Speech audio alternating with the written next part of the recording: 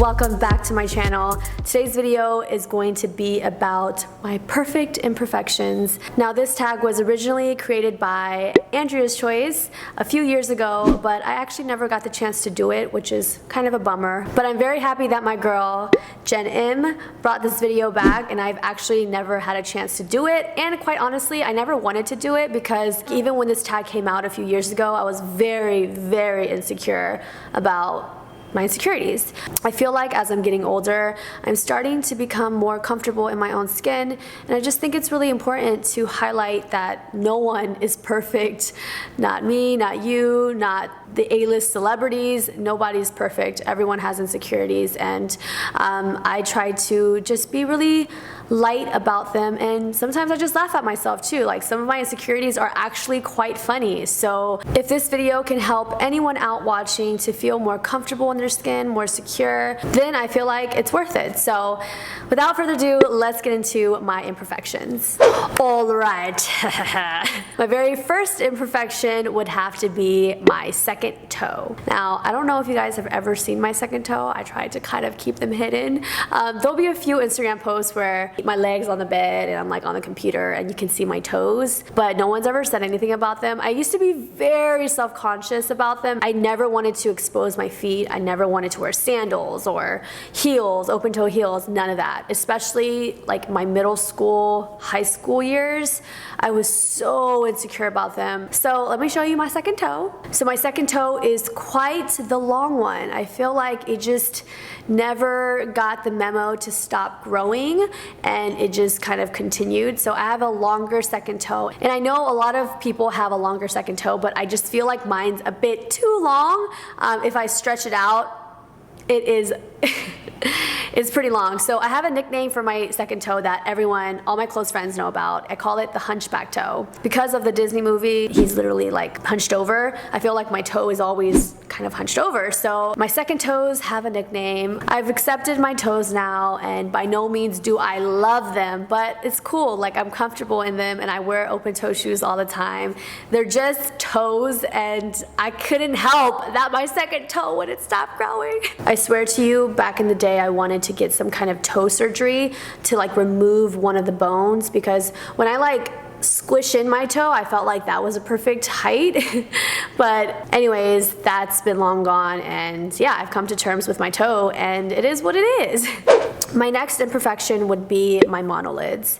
Now, I know you guys are probably thinking, what? Like, Sophie, I thought you was always so comfortable with your monolids, and you're always down to support the monolids and to talk about how proud you are to have monolids. And yes, I've done a lot of videos about monolids, and I've always talked about, yeah, being proud of them and just accepting your eyelids and like embracing them and the benefits of having monolids, and all of that is true, but I don't know. It's not like I was being fake or anything. In my shoes, I wanted to be that influence to my other Asian girls out there, to feel like you are beautiful without getting double eyelid surgery, or, you know, with your monolids, like, they're beautiful as they are. And it's an ongoing battle that I have to tell myself too. I am a lot more comfortable with my eyes now, but I will say, I feel like during the times that I would make those monolid videos, I was kind of preaching for myself as well. I wanted myself to believe in the things that I was saying.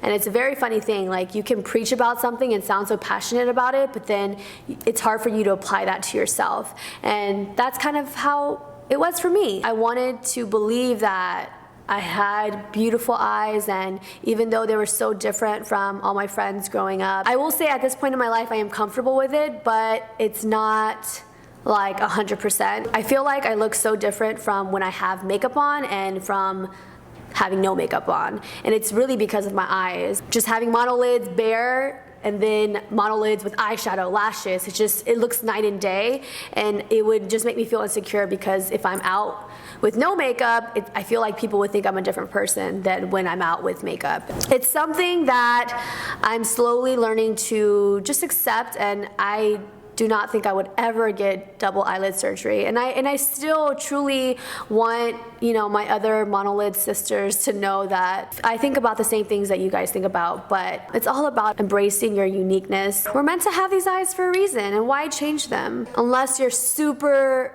unhappy with them, and then by all means, do you, because I don't have any judgment in people wanting to change parts of their bodies, but I do feel like there are pros and cons with monolids, but there's pros and cons with normal almond eyes that people talk about all the time. So I feel like there's no such thing as the perfect eye, and I've grown to love my eyes and my monolids, and yeah. Here are my monolids, and this is nothing new on my channel. You guys have seen me with my bare face a million times in my tutorials, my vlogs. This is no new surprise, but I just wanted to show you guys in this video what my eyes look like with no makeup. I do have like this prominent bone right here, this orbital bone. So if I like go like this, like put my brows over, you can kind of see, like, I can kind of do a fake crease that will last for like 5 seconds. You guys want to see it? Okay, here we go. Okay, I look really scary now. All right, now moving on to my last imperfection, it would be my profile from the side. So I was bullied a lot during like middle school, junior high, and it was because I have a flat face. Like, it's common within Asians. Some people can have a really flat face, and some Asians can come out with just a normal face. But I came out with a very, very flat face. My head is really circular, so people will call me like basketball head. And like the normal shape heads are like more of an egg, but mine is very round like a basketball. My face is just kind of squished in. My forehead is really flat, and I have prominent cheekbones, but I guess everything else is still very kind of flat. So people will call me flat face all the time. They would call me pancake face, which is really funny now. I feel like I can laugh about it now, but back then it really pierced my heart. Like, it was so mean. To hear that as a kid, like people calling you pancake face, like shut up pancake face, like that's really evil. And I just feel like kids need to stop bullying at that age, because that shit really fucks you up as you get old. So let me show you my pancake face. I don't know if you guys, I mean, I'm sure you can tell, but normally the forehead would just kind of have more of a, it would come out a little bit like this, but mine is just very in. So I feel like when you look at me from my side profile, it's not what you would think I would look like, because I don't know, I feel like there's a difference. Like, my side profile isn't super flattering. So yeah, that's one of my insecurities till this day, but there's nothing I can do about it.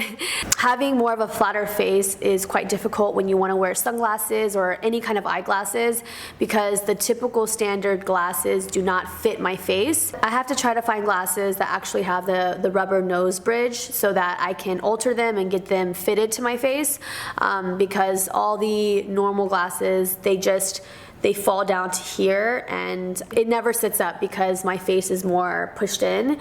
And normally when your face is pushed out, your nose is pushed out and it holds the glasses. Whereas since my face is pushed in, the glasses just fall down.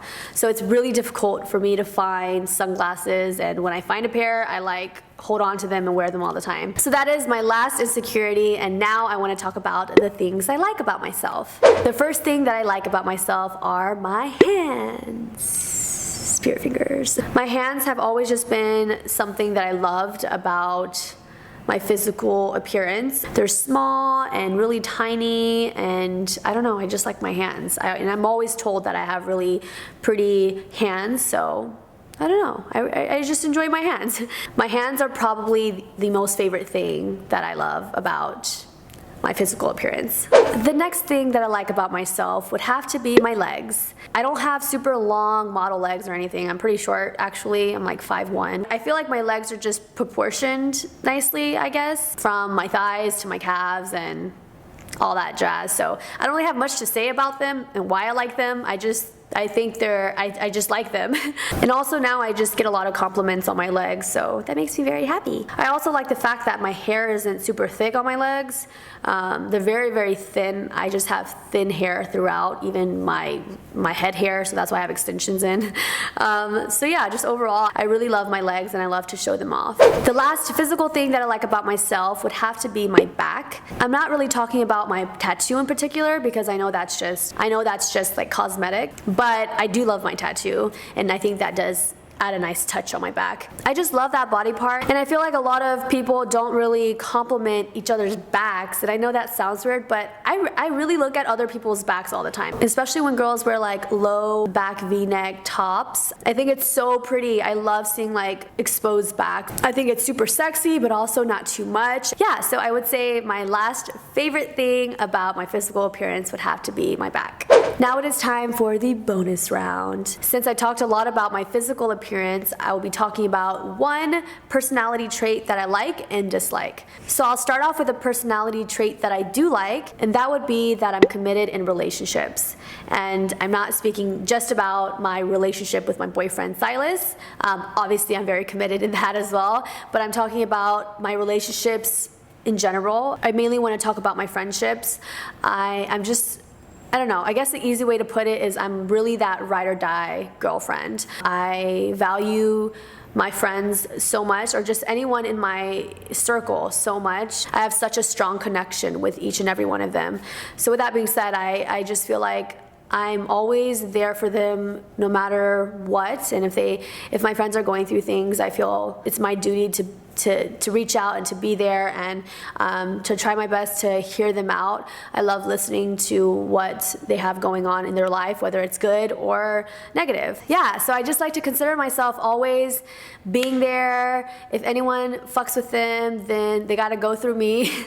I just hold a lot of pride in the people that I love, and I try my best to be there for them in the best way that I can. And now moving on to one personality trait that I dislike about myself, it would have to be my temper. Now, I have had temper problems, anger problems, whatever you want to call it, probably since like I graduated high school.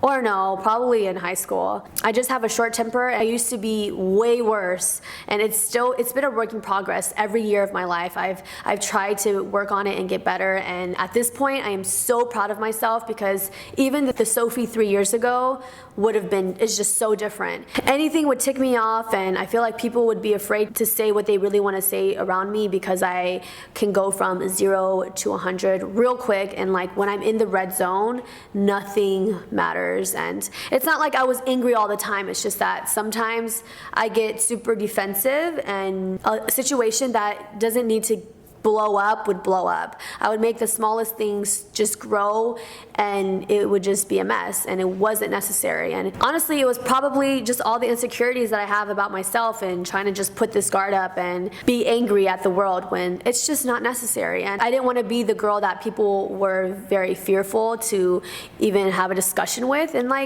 because that's not who I am. As I get older, it's like you can talk about anything in a normal tone and get your point across, and no one deserves to be yelled at, screamed at. Just maturity puts things in perspective, and I've came a long way, and I still have a lot of work to do, but I'm very proud to say that I try to deal with all my situations very calmly now, and I'm a lot more rational and clear-minded and open-minded. So yeah. Alright you guys, so that is it for this video. Thank you so much to Jen for tagging me. I really enjoyed making this video and kind of opening up about my insecurities, and like I said in the beginning, I hope that this can encourage any of you watching just to know that it's okay to have insecurities and pick out your flaws, but everyone has them. So you're not alone, and everyone feels this way about themselves. There's always that one thing that someone doesn't like. And I truly feel as you get older, you start to accept those things more and more and realize how kind of special it is, and it makes you unique, you know? So thank you for sitting through this video. Please hit that subscribe button if you haven't already. I don't know what you're waiting on, and don't forget to thumbs up this video. And also, I would love to hear one thing you like about yourself and one thing you don't like about yourself in the comments below. I would love to read them, so please share if you'd like to.